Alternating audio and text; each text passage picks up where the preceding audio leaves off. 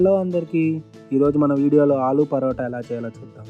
దీనికి కావాల్సింది ముందర గోధుమ పిండి అండ్ కొంచెం సాల్ట్ వేసుకొని అండ్ వాటర్ పోసుకొని ఈ మిశ్రమాన్ని ఒక 1 అవర్ పక్కన పెట్టుకోవాలి. ఆలు పరోటాకు కావాల్సిన స్టఫింగ్ కూర ఎలా చేయాలో చూద్దాం. ముందర ఆలుని పీసెస్ చేసుకొని విజిల్ తెప్పించుకొని పక్కన పెట్టుకోవాలి. ఆ తర్వాత ప్యాన్లో కొంచెం ఆయిల్ వేసుకొని అందులోనే కొంచెం సాల్ట్ అండ్ కొంచెం కారం వేసుకోవాలి. చిటికెడంత గరం మసాలా వేసుకొని కసూరి మేతి వేసుకొని చల్లారిపోయిన ఆలుని స్మాష్ చేసుకొని దీంట్లో వేసుకోవాలి. ఇందులోనే కొంచెం లెమన్ స్క్వీజ్ చేసుకొని కూరని బాగా ఫ్రై చేసుకొని పక్కన పెట్టాలి.